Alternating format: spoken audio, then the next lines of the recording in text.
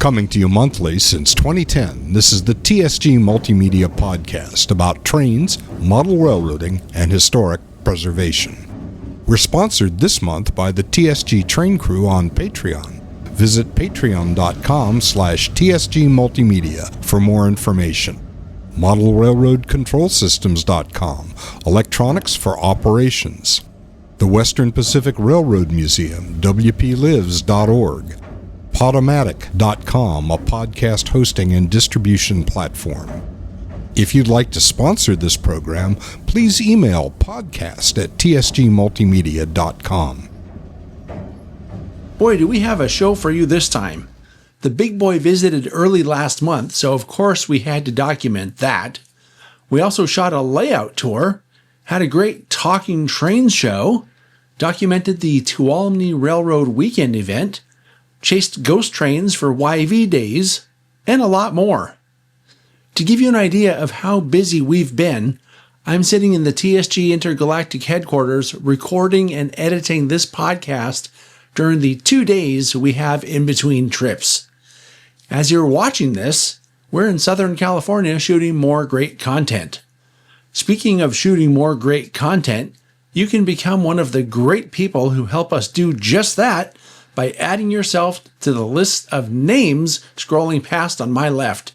These are the members of the TSG Train Crew on Patreon who help us do the work we do here on the channel. They enjoy behind-the-scenes updates practically as they happen, and also get to see all the Saturday features in 4K ultra-high definition with no ads and no watermark in the corner of the screen. It helps us out a lot, so please join the crew today for as little as $2 a month, and you can also enjoy some of these perks that I just mentioned. Hey everybody, it's Mike Coen, again, with my friend John. I don't even need to say anything. But you need no introduction. but I will say something. Sydney and I have driven back to the Reno area. We were here last fall, I guess it was, to do the video of all the model railroad layouts around here. And I've been talking about, and we've been talking about on the podcast and on the Talking Train shows, this big shindig with the 4014, the big boys coming to town this week. And so we drove up here and we actually have a few things to do. Tomorrow we're going to shoot a layout tour video with Jim Petro, who has a beautiful Rio Grande layout up here.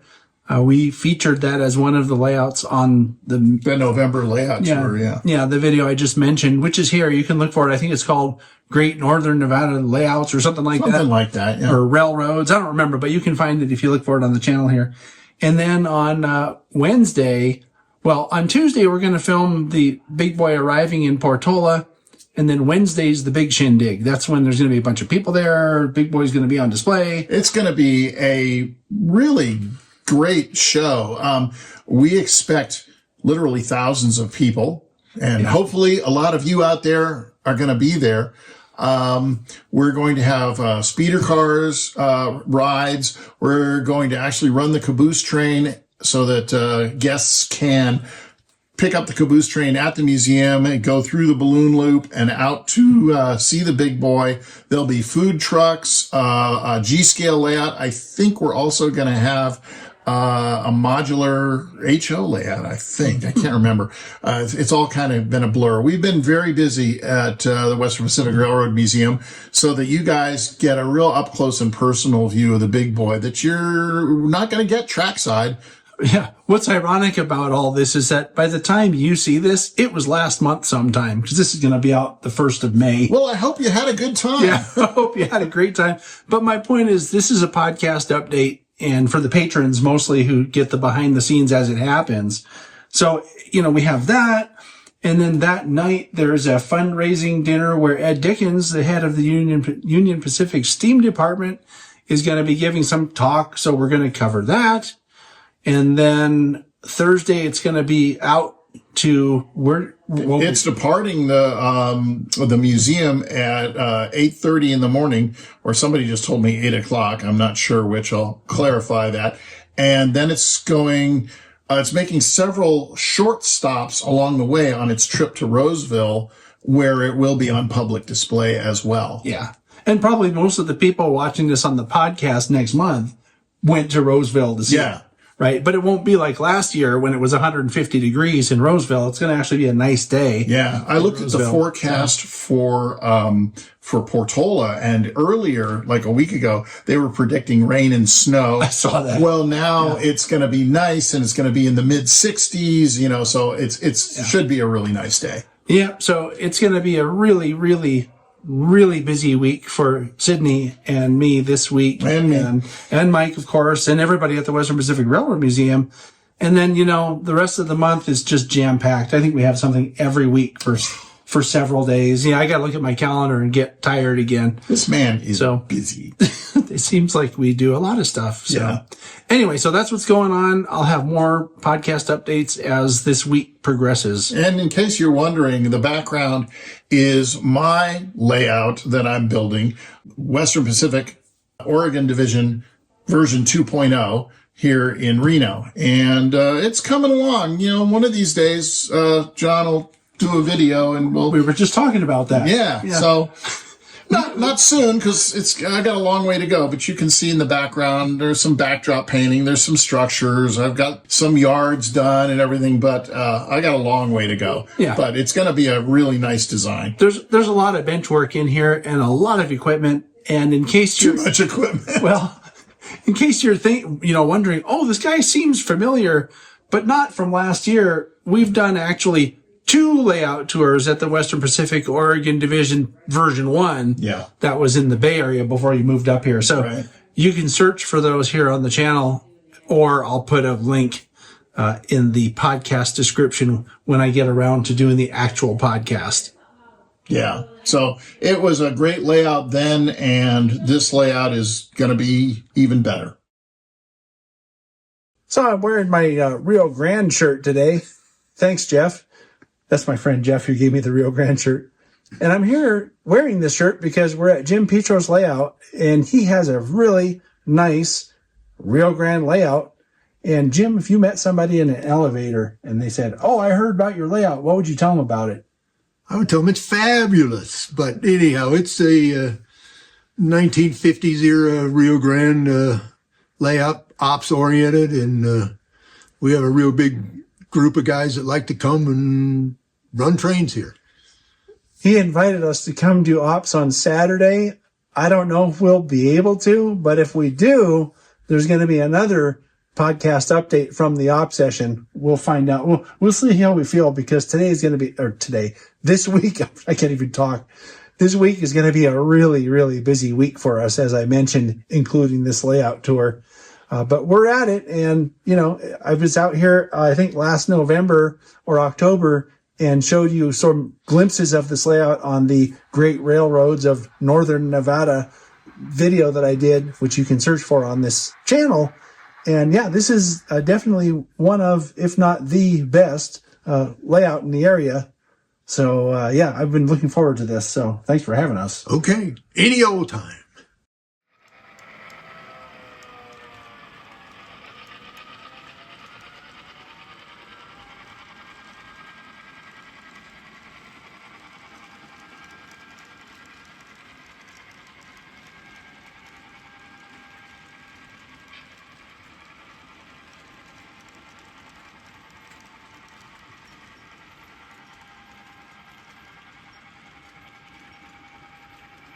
Well, it's one of those times where I probably look tired. He does too, because it's been a really long day and we just finished what I think is going to be a really good layout tour. It's a really good layout, so I'm going to work really hard to make sure that I do it justice. And he's so tired he can't even talk. Can't talk. No. Yeah. No. But I will say that once this video comes out, I think that someone out there, or a lot of people out there, are going to find a lot of inspiration and good ideas, because what Jim copied from other people is really good stuff, and the stuff that he came up on his own is also really good stuff. So thanks for having us. Well, good to have you here. Hi, this is the next day, and hey, I'm still tired from yesterday. But we have kind of an easier day today. We're on our way to Portola now. And so what's going to happen at Portola is I think I'm going to start producing the video about the event by having people from the Western Pacific Railroad Museum talk about the prep for the event, because, you know, people show up to events like what's going to happen tomorrow and they are just like having a great time and have no idea of all the work and prep and planning and everything that went into it. Kind of like, you know, when you rebuild the steam locomotive, well, people show up when it runs and they're like, yay, a train, but they have no idea how many hundreds or thousands of man hours it took to make that happen. So we're doing the behind the scenes, I think, today. And of course, we'll capture the video of the big boy arriving, and I'll probably have some more updates for you during the day. So just, you know, this is the behind the scenes stuff that you get. We'll see you at the next update. So we're picking up another volunteer on the way to the museum. But Mike, since we're sitting here for a second, I thought I'd get you to talk about the event for the podcast. Not about the event per se, because it'll already be done by the time people watch this, but just about sort of the prep, you know, like how much time do you think you've spent, or how much time do you think the volunteers are putting in for this thing? Well, I can't quantify it, but it's a huge amount of time, and we've been prepping for this event for probably 6 to 8 months at least, since it was first announced, and the UP graciously agreed to stop and have the big boy displayed at the Western Pacific Railroad Museum for the day. I can say that there are at least a dozen people at the museum who have been highly involved, myself included. Some people have been in meetings with the city of Portola, Union Pacific, the Union Pacific Police, the California Highway Patrol, Plumas County Sheriffs, and numerous other people. I mean, the behind the scenes prep for an event like this is extensive. And I don't think a lot of people realize how much work it takes to put on something like this. A huge amount of coordination. We're having a banquet tonight with Ed and the rest of the steam crew. I thought that's tomorrow night. Tomorrow night. Sorry. And coordinating that, the catering, coordinating the venue, coordinating you, John, and getting TSG to cover this. It's a lot of work. Yeah, but we're easy, though, because I can't say no to anything. Yeah, that's true. Well, you get to come to a really cool event and, experience it firsthand and behind the scenes. And, who wouldn't? But it is a lot of work. And I just want the viewers to know and appreciate how much work it takes. I haven't even done as much work as our president and our secretary, who are constantly on phone calls and meetings just for this event, as well as the day-to-day operations and long-term planning for the museum. Just so much goes into this. So I hope people do appreciate it. But most importantly, I hope people really have a good time. One of the cool things that's happening here today at the museum is Mike's bringing something special that was made specifically for the event. And it's these little, what is it, like a number plate, I guess? It's a number plate. It's actually an exact scaled down copy of the number plate that's on the front of the 4014. I have a friend who has a machining company in Australia, and he actually made the reproduction plates on the 4014. The actual 4014. The actual 4014. They took all the originals off and put them in the Union Pacific Museum, and so everything that's on the engine are reproductions. Well, he's the guy that actually made them, and he also made these. And these are just a scaled down replica, and they are polished metal. He machined them, and then he painted them and everything and sent them to me. And they are for sale exclusively in the Western Pacific Railroad Museum gift shop, and will probably be online if there are any left after tomorrow. Last time the big boy was here, I think we had about 50 of them, and they sold out within hours. So get yours now. I just put the drone up and took some aerial footage of this entire museum from above. It's a really impressive collection, including the Centennial, which is something, we can't see these anywhere anymore. Not on the tracks anyway. I think there's only one remaining that could run. That's somewhere in the Midwest. It went as part of a collection that UP sold or donated to a museum out there, and they're going to restore and hopefully run the 3985 one of these days. But they also got the 6936, if memory serves. And they have the 6946 here. It's pretty cool to see these things. They're really big. It's a bit later, and we're just kind of wandering around, looking at the museum, catching footage and shots of stuff that I need for the program, talking to people here. And I came across an old friend. I was out here in, I think, 2016 and did a little shot of, chasing trains in front of this little cab of an F unit. And the story behind this is it used to live at Disneyland. Well, California Adventure, which is part of Disneyland. And it came up here, 10, 15 years ago, something like that. And it's been here ever since. And I was just talking to one of the people here who has a plan for this, talking about what they're going to do with it eventually. And it's really cool. I'm not going to tell you what it was because I don't have the details memorized, but it's not going to just sit here is the point. And it's cool that they were able to get it. So, but it's still here, and you can come see this in Portola as well. I am installing a water line.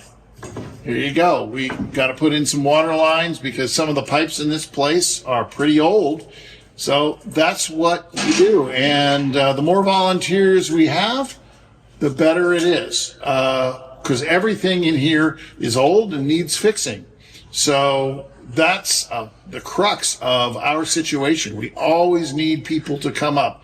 If it's for a day or a week, whatever time you can spare, we would love to have you.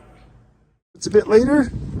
We have the 1983 that just showed up here behind me. That's the Union Pacific, Western Pacific Heritage Unit. That's part of the event this year.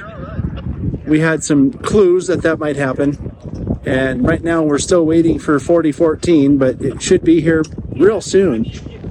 So this is kind of cool. I mean, well, anything with the big steam engine is pretty cool to me.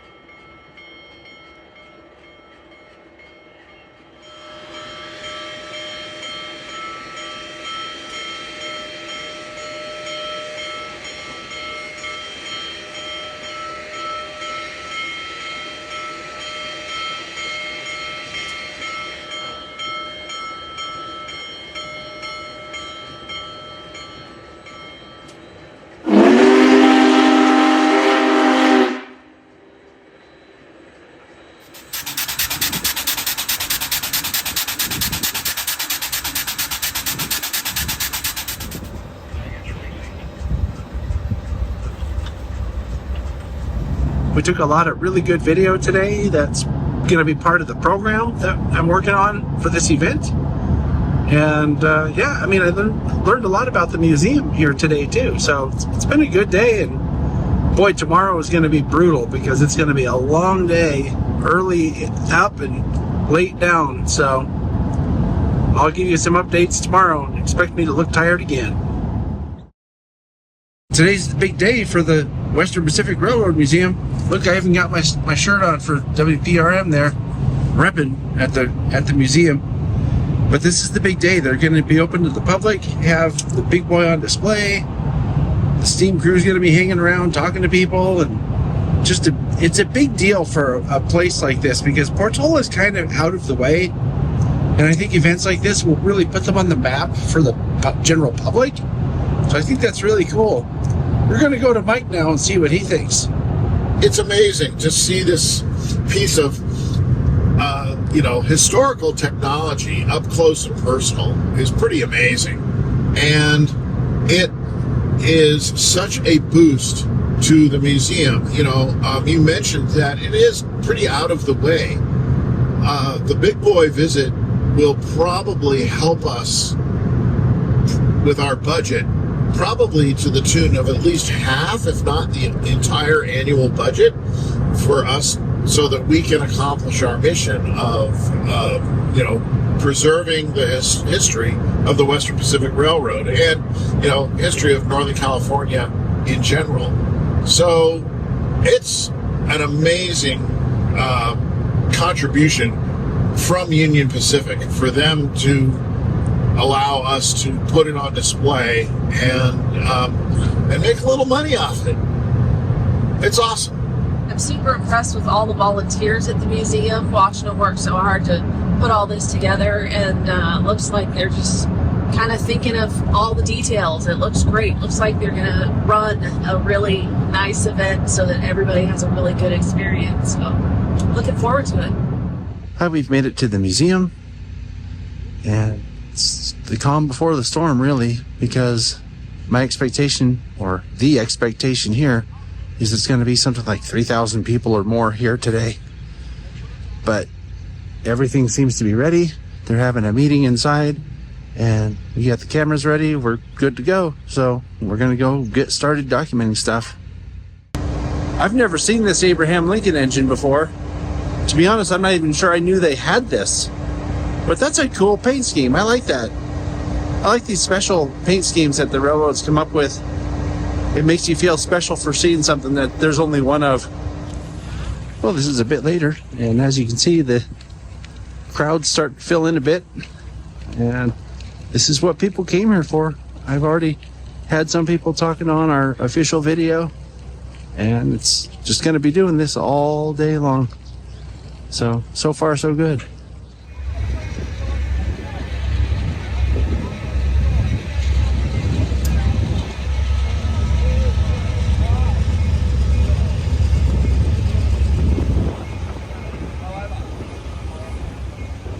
So this is a bit later, and you never know who you'll run into.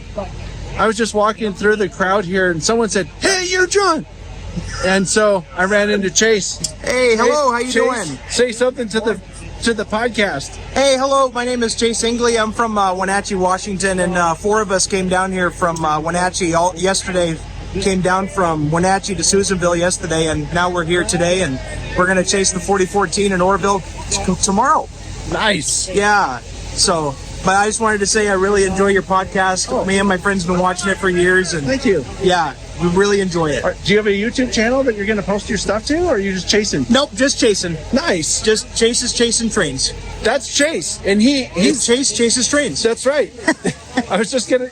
That's even better than what I came up I with. know, yeah.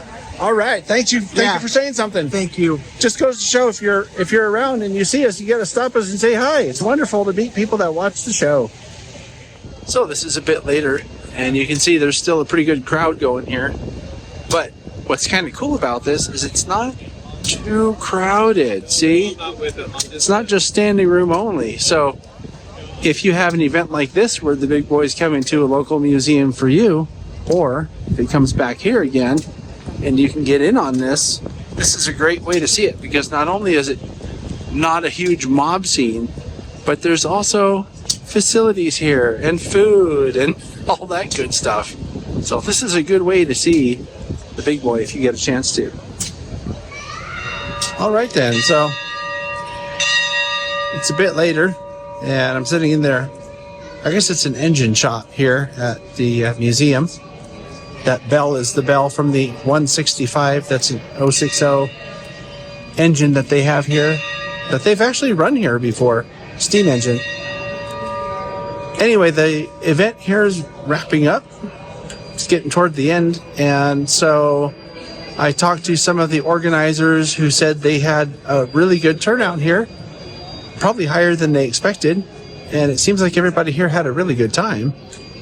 And we still have to go to a dinner tonight where Ed Dickens is going to be talking, and we're going to record the whole thing. It should be up on the channel at some point in the not too distant future so that the Western Pacific Railroad Museum can link to it. Of course, Patreon members will get to see it before everybody else. So if you're not a Patreon member, please sign up. You'll be glad you did. Anyway, that's it for now. We'll probably have an update from the place where we're doing the dinner. All right, this is a bit later, and we're at the venue for where Ed's going to do his talk. And it's a bit of a challenge. You see, it has this big fireplace in the middle of it. So we have a camera on one side and a camera on the other side to try to triangulate. And again, that's something that we're going to be producing and probably posting to the channel sometime in the very near future so that the Western Pacific Railroad Museum can link to it. But this is a pretty classy place and pretty nice. So I just increased the throttle a little bit, and then 844 was just slamming along, and pretty soon that train's doing 50 miles an hour, and I'm doing 60. And we passed that train, and it took a long time, many months. Hey, it's kind of dark in here, and it's kind of loud in here. I'm pretty fried, but I wanted to come on with an update because the event here is over. Ed gave a really good talk and a very entertaining talk. And so I'm just ready to sleep. So I'm going to leave this update with this, and I'll see you on the next update, whatever it is. Hey, look, I'm tired again. And this is the next morning. We're headed back to Portola. And boy, we had a really good time, I think, at that dinner last night. Ed gave a great talk. I think I might have mentioned that last night when I was doing the podcast update. He is really one of the best spoken people I've ever heard talk. Very, very eloquent, and he knows what he wants to say. So that was good. I'm looking forward to eventually sharing that presentation with the channel here. He's more eloquential than me. Eloquential. Yeah. It's a new word. Yeah. He talk real good. Yeah. He's a good talker, man. Yeah. But so anyway, we're going back to Portola this morning to catch the big boy leaving the area. And we had originally some plans to kind of chase it around the canyon a little bit, just to one other place, but we decided to scrap that idea probably a couple weeks ago because we didn't think we'd be able to make it out of Portola to where we wanted to catch it fast enough. And frankly, we're expecting a major foam show in the canyon, like traffic and too many people, and Highway 70 is only a 2-lane road in every place I can think of. Anyway, so we're going back to Portola to catch the big boy's departure. We're a little bit west of the museum right now. We came in on the highway where there's a one-way traffic control, and so we got into town a bit later than we had hoped to. So we came a little west of the museum, and the train's about ready to come through here. So I have the drone up, I have the cameras ready, I have this camera ready, and we're ready. We just have to wait for it to come.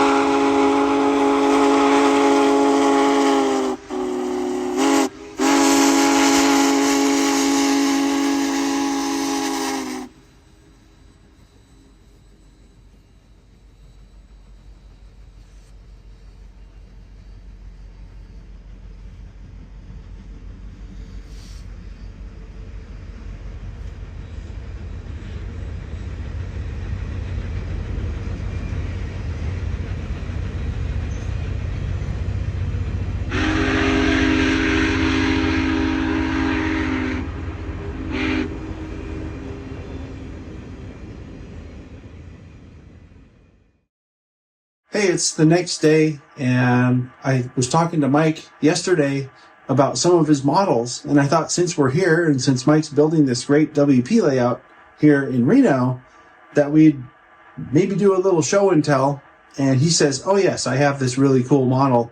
So Mike, it's your model, so you tell them what the model is, and we'll show this. This is a model of Central California Traction number 80, which has quite a history. It started out as Spokane International engine, painted in UP colors, but lettered for Spokane International. Then it went to the Tidewater Southern subsidiary of the Western Pacific, and it stayed in UP colors for a while, and then it was sold to Central California Traction. And it works the Fruit Ridge area of the Central Valley, and now it's still preserved in Willits, California. This model is a Atlas RS1, and I think it's about 40 years old. There were no decals available for CCT back then. Microscale hadn't come out with them. So it's all hand lettered, hand striped, or, striped with just decals. The barricade stripes on the ends were hand applied one at a time. And eventually Microscale came out with the Herald, and I did that. First it had no decoder. Then it had a straight non-sound NCE decoder, and then it had a Economy, but it was a 244 rather than a 539 turbo decoder. And then our friend and pal Ethan Doty, who's much taller than 6'3". much taller. Yeah. Ethan, like this. He's like this tall. He's like 6'8". yeah, something like that.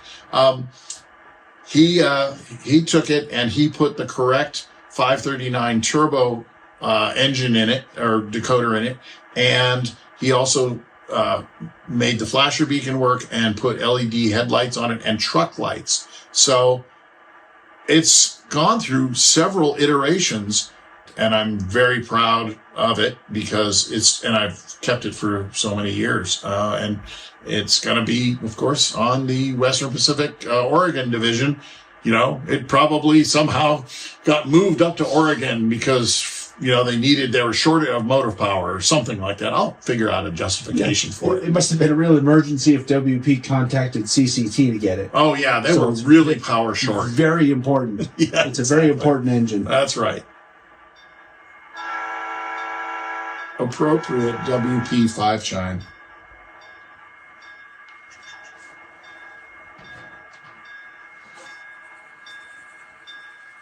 Hi, locomotive. Have fun in Oregon on the WP. Hello, it's the next day, and we're back at Jim Petro's Rio Grande layout. It turns out that we have a little bit of time this morning, and Jim is having an op session today, and he was going to be heartbroken if we didn't come do some operations. So I told him we have to leave by noon at the latest. So I asked him for a job that we can do maybe in the first half of the session and then take off around lunchtime. So we're actually going to get to operate here. And I'm really excited about that because ever since I saw this layout last year, and knowing that it's an ops-based layout and knowing that other people have operated on it and said it was really great, and during the layout tour, seeing how well it operated, while we were filming, sign me up. So I asked him for some kind of a switch intensive job that can be done half the session, and we'll see what happens. But I'll try to share as much as I can with you to show you what the experience was. So it should be fun. So we're doing a job called the Montrose Local, where we're having to put some cars together, assemble a train up here. We're on the top deck, and Jim has these really cool, I guess they're like step ups that they actually are on hinges, and they flip up when they're not in use. But when you have to use them, you flip them down.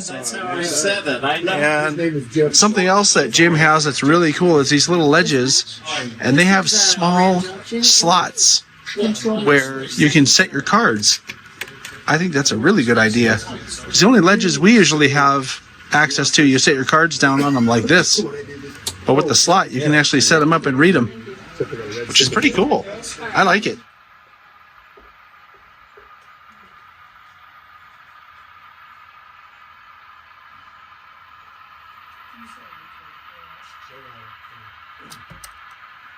It's a couple days later now, and I just want to say we had a really good time operating on Jim's layout. This is one of the nicest looking and well-running layouts that I've seen. Doesn't derail, so the track work is really good, and the scenery, as you could tell, is really well done as well. So we ended up doing about half the job in the hour and a half or two before we had to leave. There was a weather front moving in, so we had to get out of town and get over the pass. Don't want to end up like the Donner Party. So we left at about lunchtime as planned, made it back home on Saturday afternoon. And it was a really interesting and fun few days up in Reno. I want to thank Mike for having us up there. Really appreciate that. Want to thank the Western Pacific Museum for hosting the Big Boy and having us document it. I think that's going to be a really interesting video. I've already put together the talk with Ed Dickens, and that is also a very interesting video. That guy knows how to talk, and he has some great stories and great ways of telling stories.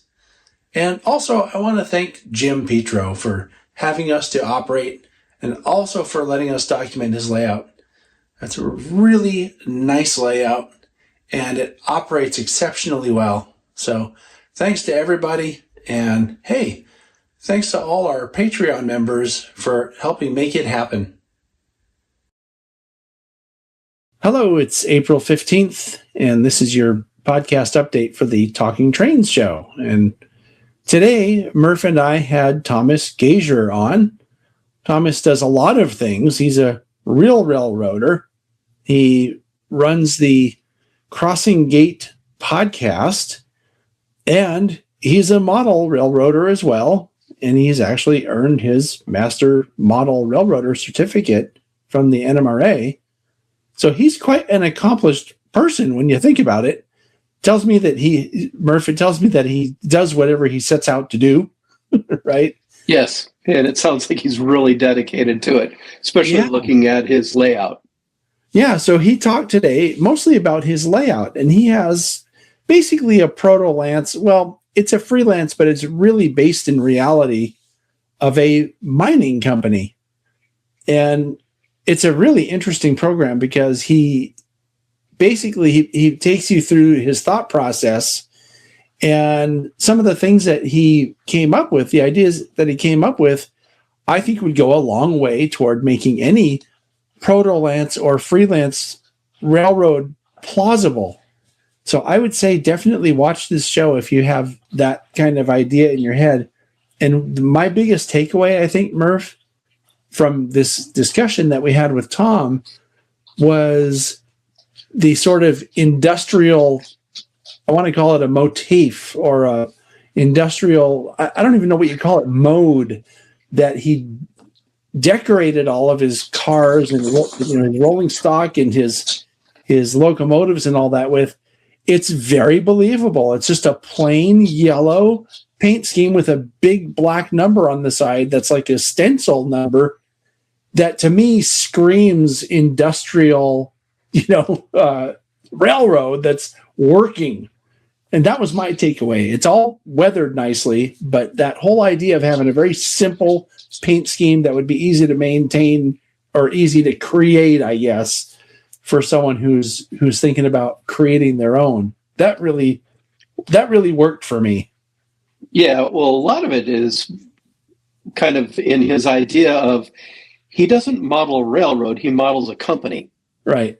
And the railroad is simply a part of the company. And so the whole mode of operation on this thing is delivering iron ore to the docks and back, bringing back the empties and refilling and all that. And it is well thought out for every step of the operation, including ways to make it more fun and easy for the operators to actually accomplish, these themed operations for this company that's making a living doing this kind of business. And the whole model railroad is steeped in that idea, and I like that a lot. Yep. There's only one thing I think, Murph, that he missed on, and we gave him some grief. Well, I gave him some grief for this. Well, we kind of both did, which was he has these great legible car numbers painted on the sides of the cars that you can actually read, and you don't even have to read the car numbers in his option. No, it was almost sad. It's like, well, let's steal this idea for some other railroad, because part of the way he sets up his operations, you don't really need to read the car number, which is fantastic. It is. There are so many places I go where the car numbers are this big, and I can see pretty small things, but they're usually buried somewhere. And this is so legible. And so, oh my gosh, why doesn't everybody do this? Yeah. The number's right there. I can read it. What? I don't need to read it? Oh. Yeah. Oh, well. Anyway.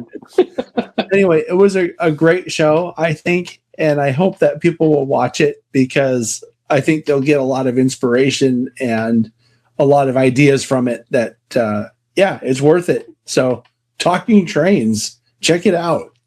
Great show. You want to watch this one.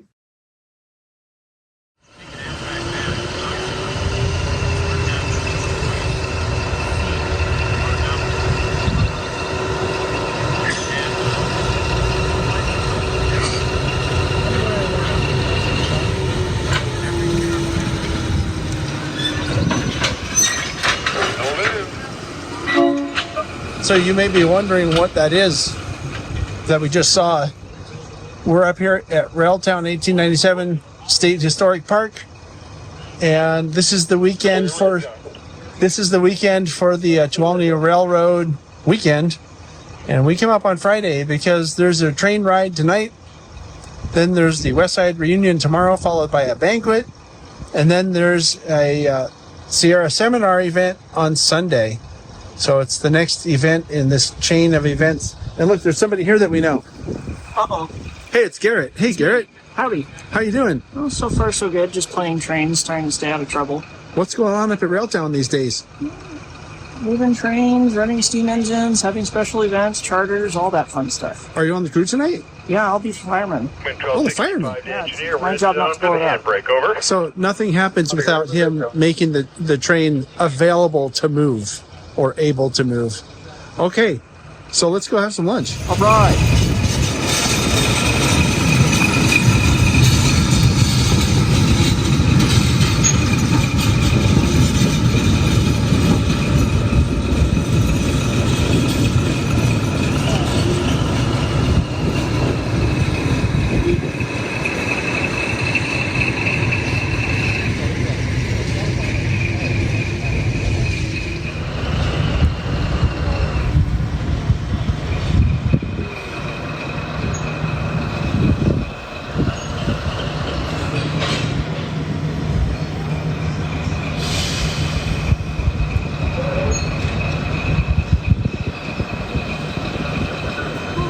This is a bit later, and they're getting the number 3 steamed up behind me there in that roundhouse.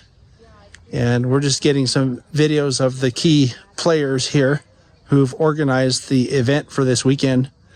It should be a very interesting program, I think, once it's put together. But, already seeing people we know and what I refer to as old friends. And I'm sure we'll be meeting plenty of new friends too. That's what these events are about. And I will mention one other thing. And I mention this every time that we come back up here for these events on this weekend, is that the weather is just perfect. It's like 72 or 75 degrees. There's a very light sort of cool breeze. This is like the best weather that you could possibly hope for a weekend like this.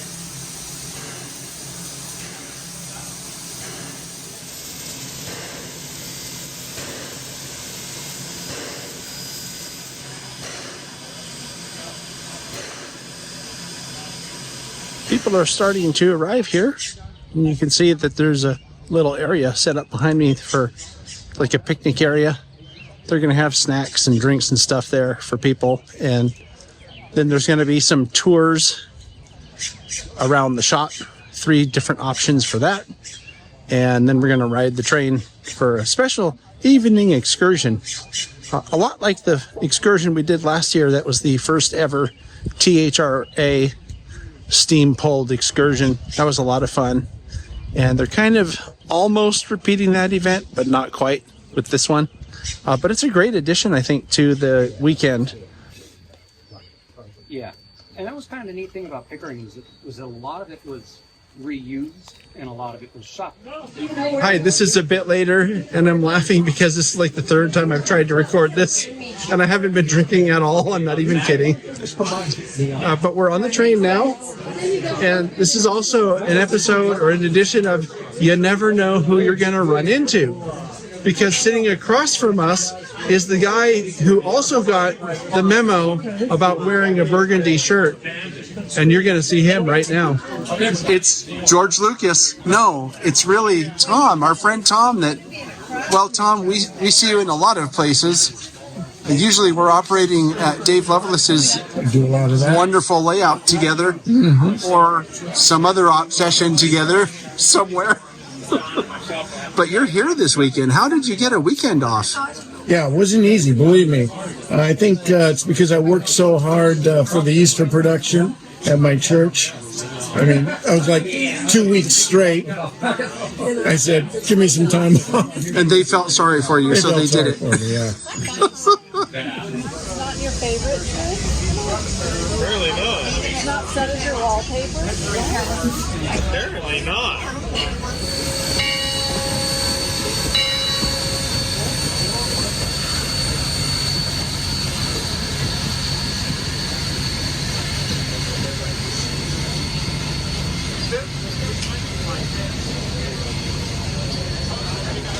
Well, this is a bit later, and we've made it to the place where we're staying for the weekend. And I've been thinking about the event today, that train ride, and just the fact that it was really a perfect day weather-wise. It was like really pleasant up here today.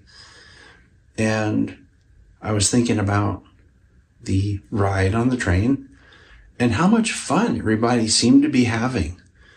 And thinking about a conversation that we had on the train and also during dinner this evening with some friends that, we've talked about this. I've talked about this on the channel before, that trains are cool and all that, and it's fun, and everybody likes that part of it.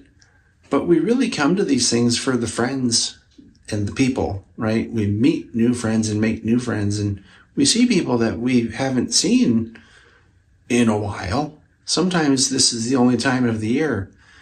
And really what brings it together is the train, or trains, the interest in trains. So, I don't know, it was just something that I was reflecting on as I was sitting here thinking about it. But anyway, day 1 is sort of in the books for the event. I mean, I think Friday was kind of an optional thing. So in the morning, it's up early to go to the West Side reunion, and I'll be recording or documenting, however you want to call it, 2 of the presentations, which will eventually become regular content here on the channel, so that the event planners can link it to their websites. And then the same thing's going to happen on, tomorrow evening, we're supposed to be filming the Banquet keynote, which is another presentation. And then on Sunday, the Sierra Seminar. Think that there were 2 presentations that day that we're also going to be recording for them to be able to put up on their website. So it's going to be fun because we're going to be seeing people, but it's also going to be work. That's just how these things go. But anyway, that's it for day 1. We'll be back tomorrow with updates. Hello, it's the next morning, and we're down in the area of this event where people set up models and paintings and stuff to share, and some people sell stuff here. So this is that room. And then I'll show you the presentation room here in just a minute. But this is where a lot of the people, this is where a lot of the visiting goes on by the people who come to these events. Just was stopped by someone who's a viewer. David, thanks for saying hello. That was very nice, and nice to meet you. He's a guy from Las Vegas, and he's going to be building a West Side lumber company layout. So that's going to be probably really cool. Most of the people that come to this event are very, very good modelers, so there's going to be some cool stuff to look at today. This is also one of these places where you can get detail parts, right? How often do you see these at any kind of shows anymore? Usually you have to order them online or 3D print your own. This is the room for the presentations. As you can see, they don't have one, but they have two screens. And it's kind of a deep room with plenty of seating for everybody. So yeah, it's they're set up here for this. And they'll be doing presentations in here all day. Clinics and also informational stuff. Sharing pictures of Westside Company and all kinds of other narrow gauge mining and logging operations. It's just quite an event.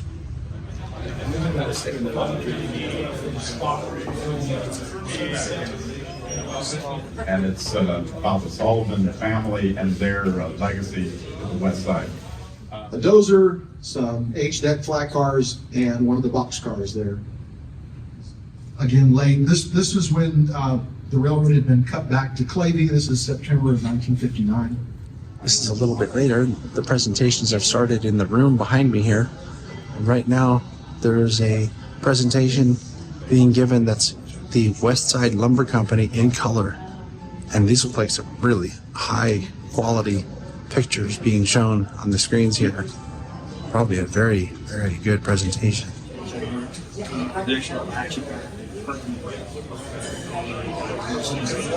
The second clinic is about to start, and boy, it's really getting crowded in here. It's kind of hard to tell, I think, on the camera, but this room's very full. This is like the entry to the main rooms that we were looking at earlier. But you can hear it's pretty busy in here. But so far it's going well. I got my backpack from upstairs, gonna get some cameras set up here for the afternoon after the next clinic is over. But yeah, good event so far. Very well attended. So first of all, what are your motives, right? Why do you want this building, right? What's your purpose here? We're still going, and the attendance at this event is, I think, higher than what I've seen in the past. It's really busy here in the showing and telling and selling room. And there's just people all over the place. There's got to be probably at least 100 people just in the two rooms that are next to each other here. So very good attendance this year. I'm impressed. And the victim says, he hit me. And Elmer Cox says, yes, I did, but had a good reason to do that. And they went to deliberations. Jack's mother, Myrtle Ness, moved from Washington to Washburn, Wisconsin, which is on Lake Superior. The new owners of the West Side were J.R. Prince and W.R. Thornton, who was president and general manager. Still a bit later again. As you can see, they're still having a good old time here in the show and tell and sell room is what I'm going to call it. We just wrapped up our last presentation, which was the awards they do a model contest here. And so there were some pretty good models this year. I didn't get any pictures of those because I was busy recording presentations. But yeah, this is a really well-attended event this year. Next up for today is going to be the banquet. This is the presentation room that we're set up in. There's going to be a banquet in here, so food for everybody that's coming. And then you can see there's some cameras back there with a special secret producer. There's going to be a presentation for the banquet as well. And we've produced these every year for the past 3 years since they started doing this banquet. And this year, I forget what the topic is, but the presenter is someone named Brian Wise, who's related to a guy named Howard Wise, who's the person at Niles Canyon that has restored the 9010, or I should say the lead on that project. I'm pretty sure if you talk to him, he'd say that he had a lot of help. But anyway, it'll be an interesting presentation, and I'm looking forward to it. Well, good morning. It's the next day, and the Sierra 7 is underway. This is the show and tell room. It's empty right now because there's a really interesting presentation going on in the room adjacent. And here's what it looks like in there. It is jam-packed to the gills with people to hear Kyle Wyatt talking. Kyle was one of the people heavily involved with the California State Railroad Museum for the past 20 or 30 years. And he's retired now, but he gives some great presentations. Oh, look, it's John. Hi, John. Hi. How are things going so Good. far? Great. Yeah. Had a nice talk with Chris Hart. Oh, yeah. With what's going on. So I think that Chris can't give us a lot of details, but he's covered a lot of information. Tell the viewers who Chris Hart is. He is the brother of Mike Hart, who's the owner. Chris is one of the key people, and he was here to talk about the purchase of the new railroad over the Sierra Northern. Oh, the Sierra Northern. Yeah. So the that's Sierra basically Northern was sold recently. Yes. Yeah. And I can never remember the name of the other company. Yeah. It's some name that doesn't have anything to do with railroad. Yeah. It's something else, like an investment company or a something. lot of questions, what we're going to do in the future, how we're going to deal with Railtown. And he's always been very positive of trying to make sure Railtown should be even better than it is. Oh, good. And his concept is with the Sierra, maybe with the new ownership, and they can get everybody together better. Because right now, you start talking about things, and there's problems with the State Parks Foundation and the Railtown people and the railroad. Yeah. And they just can't get over the problems they've had. Yeah. We need new, fresh people, so they're hoping that's going to help. New, fresh people. Like me, I took a shower this morning. Oh, that's good. So I'm fresh. Well, maybe. Cut off the SPs on the main, and then would go down this crossover, go down through Hunts. This is an example of you never know who you'll run into. Although I was pretty sure I was going to run into this person here at the Sierra seminar today, and it is Toothache Man, Chris Rogers. Hey, with no D. Wait, where's my toothpick? Oh my gosh, they don't know who I am now. Nope, they won't recognize you because you don't have a toothpick.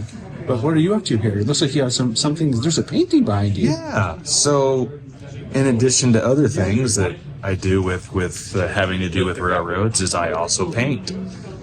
So I do have some of my paintings for sale here at this event. Yeah. This is a little bit deceptive because the one that's visible right now isn't actually yours. Yeah, that's not mine. So that one actually belongs to Patrick Carnahan. So he and I are sharing some space here, and Patrick and I are good friends, and we've known each other ever since I was a little kid. Yeah.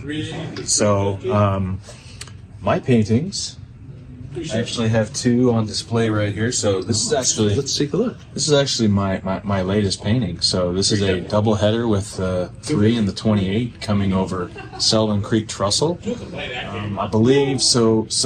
I painted this based off of a photo that I took when I was a kid. When Railtown used to have the double-headed runs that went up the hill.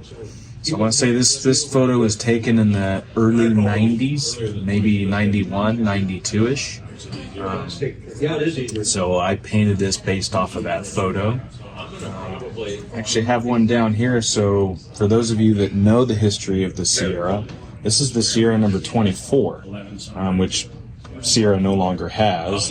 But this photograph was actually based off of a photograph that Patrick Carnahan's father took. So Patrick allowed me to be able to paint that photograph based off of his dad's picture. So that's what that is. And I believe that was up the hill around Standard, if I remember correctly. So pretty cool. And I understand you actually sold one, huh? I did. I sold one today of the number 3 that I did. It was actually based off of a photo that I took on a photo trip last September where the three pulled two of the green wooden coaches for the first time in 30 years. So we were there. We were there together. In fact, I think the photo that I painted, I was standing right next to him. So I feel like I'm famous. It's almost like I painted it. Hey, and that happened. Wait a minute. So if I helped you paint the picture, don't I deserve a commission? Perfect. Anyway, I'll get you a toothpick. Oh, thanks. That'll from my toothpick company. Yeah, the toothpick collection. Make sure it's not used. That's right. So that's Chris Rogers with no D. A little bit later, there's another presentation going on in the presentation room. We just a little while ago finished the third or fourth one. That was a day in the life of a brakeman on the Sierra. This is one that I was asked to record for the event, and it'll be published here sometime pretty soon on the channel. That was really fun. These old railroader stories are pretty cool.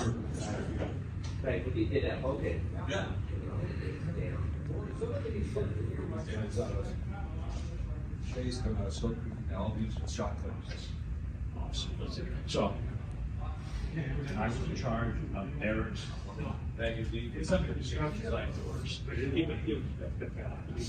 and so we ended up, I ended up approaching Railtown back in January of 2025 before number 3 was even completed. And this is a couple days later. We came home right after the Sierra seminar was over. And I have to say that they had a lot of really, really good presentations on both of these events this year. And I mentioned during the recordings how well attended it was. Now, I did not ask, and I haven't heard anything official yet from any of the organizers, but I would guess that that was their best attendance in recent memory, because it seemed like it was a lot more crowded than usual to me. And it could be because they had the extra steam train excursion the day before. I don't know. But it was a great event, and I'm really glad we went. I have, I think, 4 presentations that will end up on the channel here in the coming weeks. And so that way they can link to them from their respective websites. But yeah, great weekend overall. And we have kind of a short week this week, because next weekend coming up, we're going to have the Yosemite Valley Railroad weekend. And I'm not sure what that's going to look like in terms of programs, but we will at least have some podcast updates from that event as well. And it's multiple days. We've come to Jack Burgess's Yosemite Valley Railroad. Well, we came to this house, but the railroad is open today because this is the first day of YV days or YV weekend. I'm not sure what we're calling it these days. And to be honest, I'm not sure how many or what kind of podcast updates we're going to have for this, because it's kind of an informal deal. And we're going to be, the plan is to run around and look at all these different places that'll be starting tomorrow. And I mean different places as in actual places on the real YV. Well, there's nothing left, but there are places where you can see little remnants of things. And I don't think it's a video that can be made, it's not organized enough to be made into a program for the channel, but I probably will do some updates, just like what we saw or what we're planning to see. But we'll see how that goes. But I did want to mention this, because this is going to be gone sometime, probably within the next year or two. And it's just really neat to get another look at it, because it's a very well-known model railroad. And it's one that Jack, I think, really pioneered something by making something as close to an actual prototype as could be. So I thought I'd show it one more time. And yeah, this one of the last times I'll see it, probably. because we aren't shooting our videos up here anymore.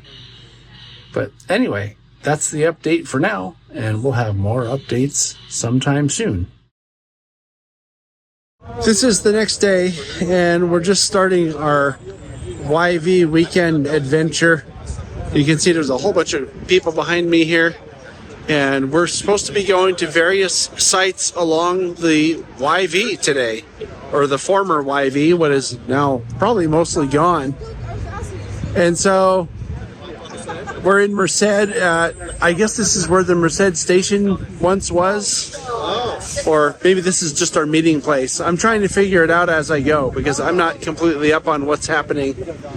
Maybe I'll get someone who knows what's happening to talk on here. That might work.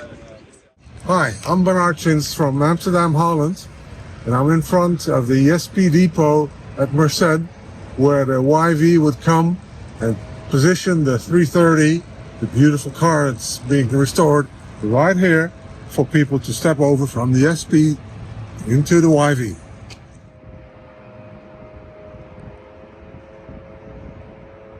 So we have, probably close to 20 people here today that are all here to see what the YV was and where it went. I think that's pretty cool. And a whole bunch of these people are people we know from other places like Niles Canyon Railway, PCR. Yeah, it's pretty cool to see how many people are still interested in something that's been gone for, almost 100 years. Does anybody else want to have a look at this picture? Oh, what's the picture? Awesome. What is this, Wes? That is about where we're standing right now. We're standing just about right in the middle of the tracks right here. Okay. So, yeah. So this is where the shops were over here? No, the shops were over behind the depot. They're where a school is now. Oh, so that's where the depot was. The depot is right about where the metro is. Maybe a little bit further because you can see there's Main Street going across right here. So down just a little further was the depot. We're learning one of the pitfalls of having a convoy of, I don't know, we have probably 10 or 12 cars trying to follow each other around, and we've already had to stop because we lost a couple. Oh, I don't know, maybe they saw who was here and decided they didn't want to hang out with us today. I don't know, but so it's going to be a real fun day today. So we're on our way now. Well, we stopped at a common intersection, and we're waiting for people to catch up. And then we're going to be on our way to the next place on the list. One good thing is that there's a list of places that everybody got. So I guess if they go to a place on the list and wait, eventually we'll show up. The rest of us will show up. So anyway, we're already having a really fun time today. This is called Edendale Creek. And I'm pretty sure that what we're looking at across the way there are old bridge abutments.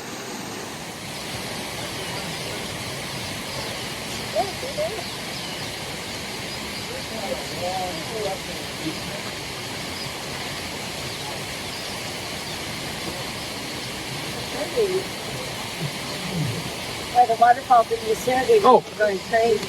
Are you taking pictures or videos? Videos. We're making a video. I'm going to put you on my webcast. I'm taking a video of Steve taking a video of me taking a video of him taking a video of me. I hope you don't put that on.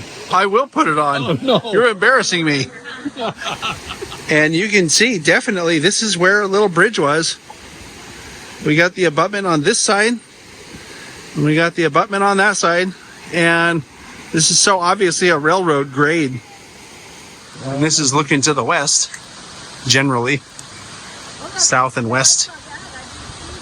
Jack is just off camera here saying that this concrete down at the bottom where the water is really rushing through there probably was added later, but the abutment and the rock and all that is pretty original.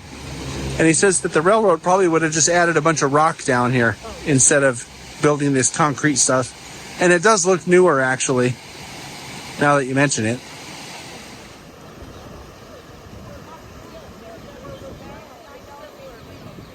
This is the next stop, the Merced River. I don't know what we're going to look at here, but I guess we'll find out.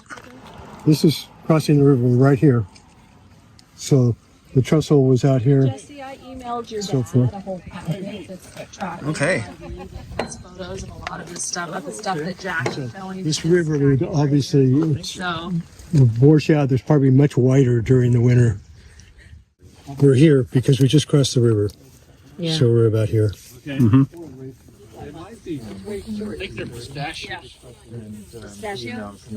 So apparently this is the right-of-way that I'm standing on, right in the gauge. So the Yosemite guy came along here, went across that bridge abutment we were just at, and then went right over across the road here and through that sign that says Oxbow Ranch, and then went to the north side of the highway going into Snelling. If we go back out, make the turn, road starts getting narrower to the railroad tracks. And The station there's no is road down to it. 2 blocks? Huh? The station's that way? Yeah. So, see right here? These are railroad tracks. That was the log spur that went down along the river right in front of the mill. And you think that's what we're looking at right here? That is exactly. So just this side of the oak tree, tracks going right across the road, right at the corner there. What's that old stone building? Is that on the old stone building? Right there, there's some kind of a building. Oh, What do you yeah, suppose that's that part is? of, that's part of the, probably part of this. Huh. So here we are. Uh-huh. So the tracks came across here. There was a turntable over here. The tracks came across here, went right alongside the river, and this is where the log dump was. They had the lumber mill right here. All the drying yards were located up in here. So that's just to our left over here. Yep. So what's the next? That's the second one we've seen. That bridge right there that the train's on? Yeah. Wasn't it still here, Jack, when you showed me? Yeah. So, I mean, we would be standing right there. Oh, I see. So that So train picture was taken from across the canyon, basically? We are on the roadbed. We are driving the YV right now. That's what I thought. Yeah. So when it goes across here, the road will take a kind of turn right and go down and around it.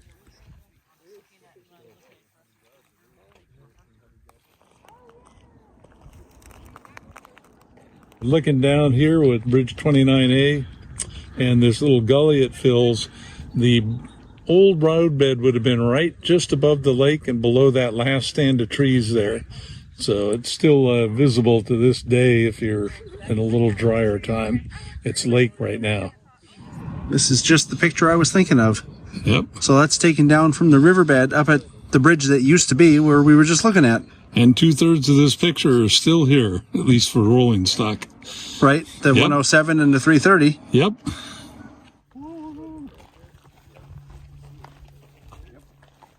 So we just hiked up this trail. Well, it's not even a trail. This is the old right-of-way. And we're hiking to the tunnel that you can see just past this tree. I think someone in the group was calling it Tunnel 1. And it looks like it's open still. Like you can go in there. And there it is. How cool is that? It smells real good in here. It's very echoey.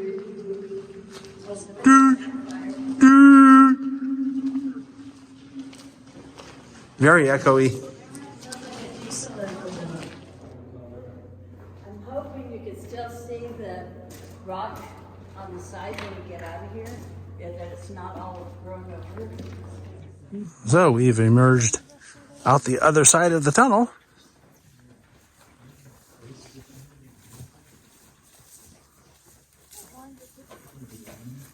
I'm thinking out of the stuff that we've seen so far, it just keeps getting more interesting for one thing. But this alone, I think, was worth it to come up here. This is pretty cool. I don't think I've ever walked through a legit abandoned railroad tunnel like this. There it is. Picture in front of the tunnel for the podcast. It's my catch of the month. This is the next day, and we're at a place called El Portal. And you can see behind me here, there's a Yosemite Valley Railway building. This is the Bagby station, I guess, that was relocated here at some point. And there's also a turntable that's just off camera to the right. This is really cool. This is the only YV stuff I've ever seen in living color. And I'll just soak it in. Something else that's instantly recognizable from Jack's layout. These water towers with the 2 tanks.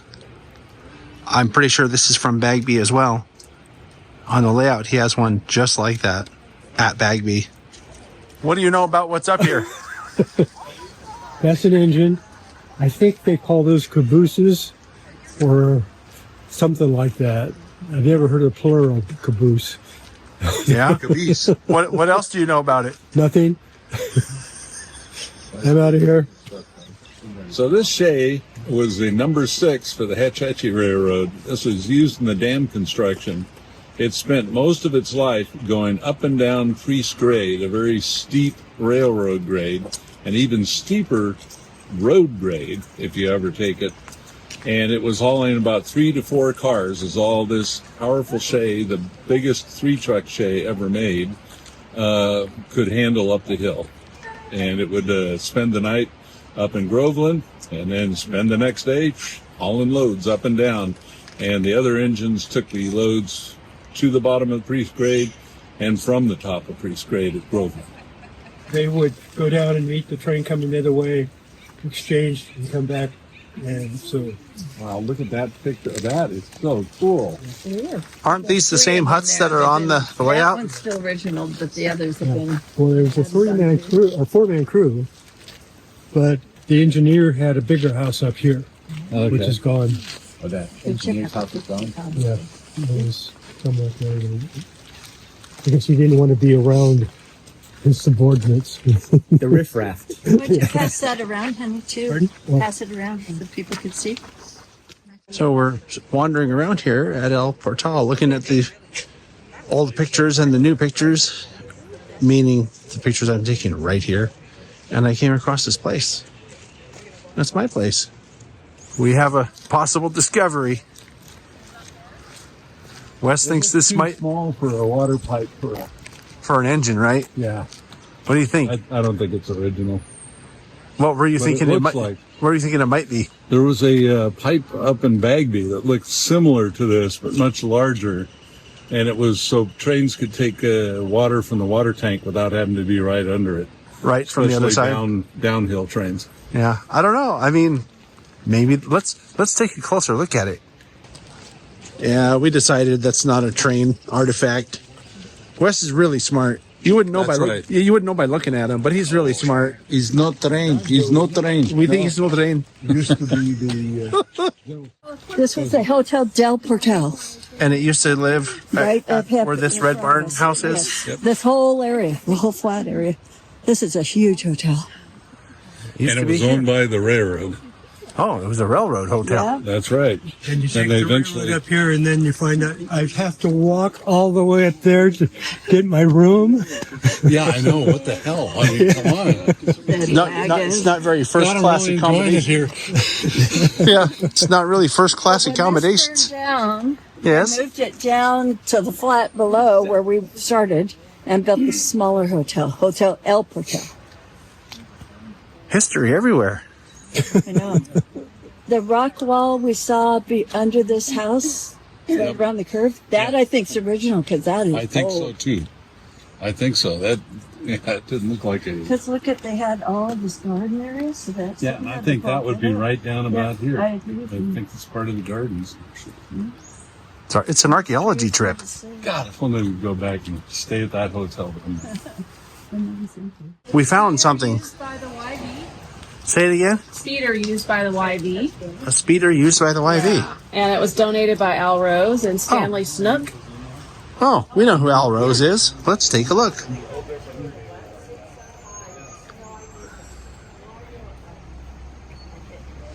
It's a little bit later, and we're stopped at a notable place to look at some footings of an old water tank.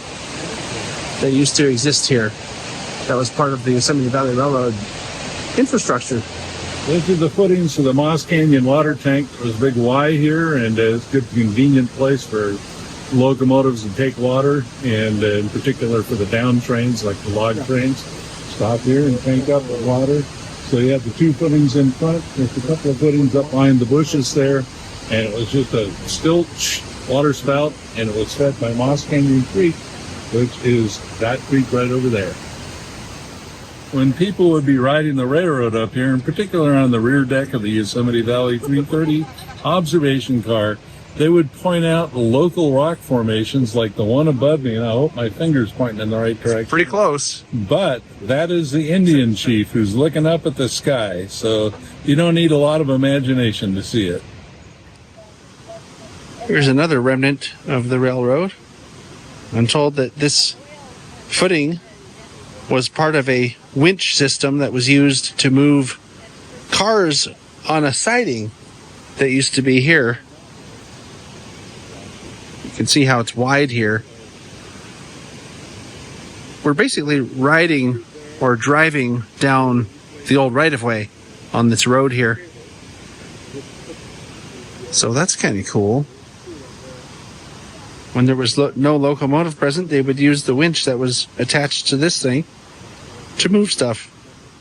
We have a very exciting discovery over here.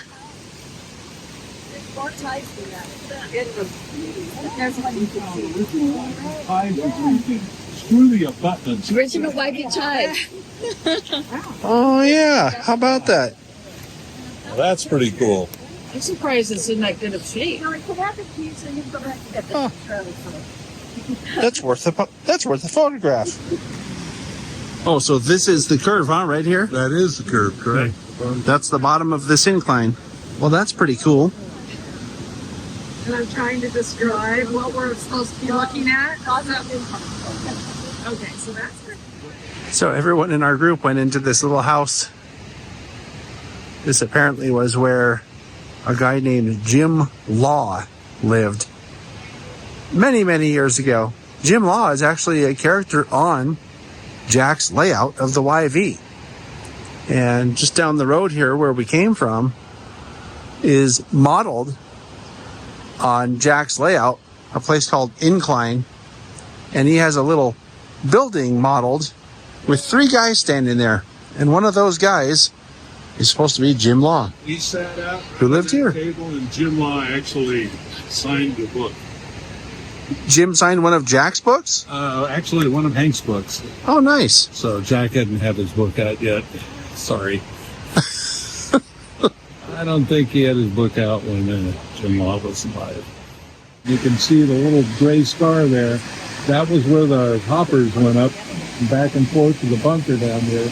To the left of it is a switchback trail. Lots of poison oak. And we hiked up to there and around, followed the little railroad at the top, and all the way around. You can see that going back there.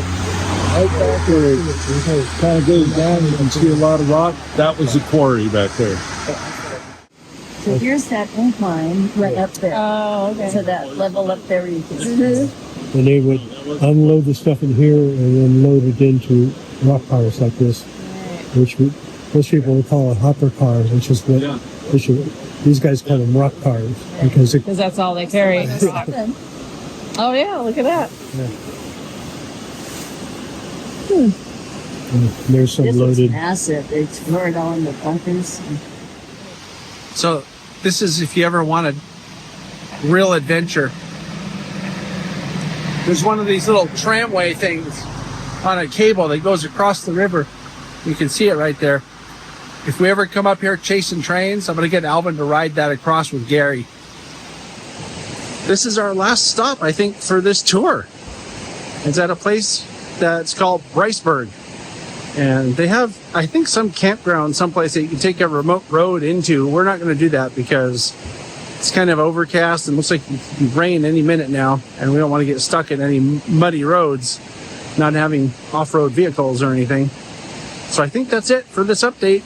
And I just want to thank Jack and Jackie for doing this. And of course, Wes Swift had a lot to do with this year's adventure. I think he picked most of the spots that we went to look at. And then Sydney also did a lot of the arranging for everybody who was going to be here. So it was really fun. And this is something that I've wanted to do for a long time. I remember telling Jack at least 10 years ago, I'd like to come out here and, have him show me all these spots that he modeled. And it's really cool because it's kind of the opposite of what normally happens on layouts. That's where I'll go to a layout, I'll see a place where I've been, and I can put my finger down on the layout and say, look, I've been here. So I really buy into the layout. Well, in this case, I know Jack's layout so well, having filmed it as often and as much as we did over the past many years, that I've seen places on the layout and now I've been to them. So it's like the other direction. I don't know if that makes any sense, but it's pretty cool. But anyway, that's it for me from Briceburg. And I think that may be the last podcast update live like this that I do, because this begins podcast week. I have a podcast coming out as it stands in 6 days from right now. So I'm going to be busy editing all this stuff and putting it all together for the channel. That's it. See ya.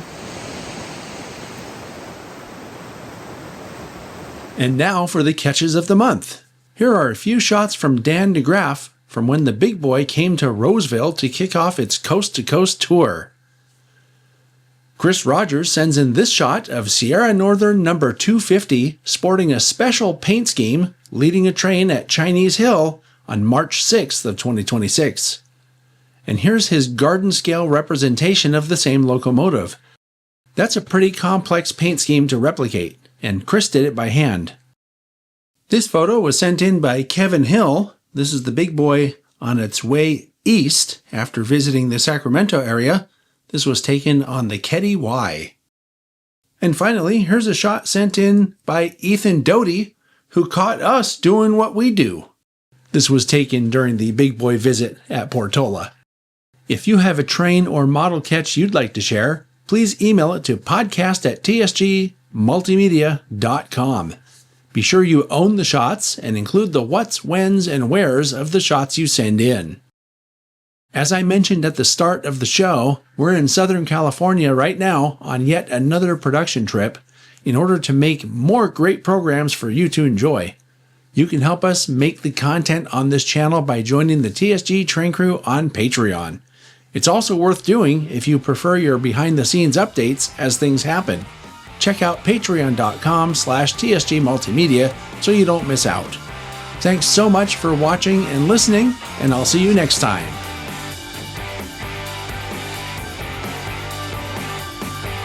TSG Train Crew members get behind-the-scenes access and sneak previews in 4K ultra-high definition. Go to patreon.com/TSG Multimedia for more information. From the bloopers, what do we want him for? It's the guy that got in our shot. It's the guy that got in our shot. Hi. Hi, John. It's the guy that up our video.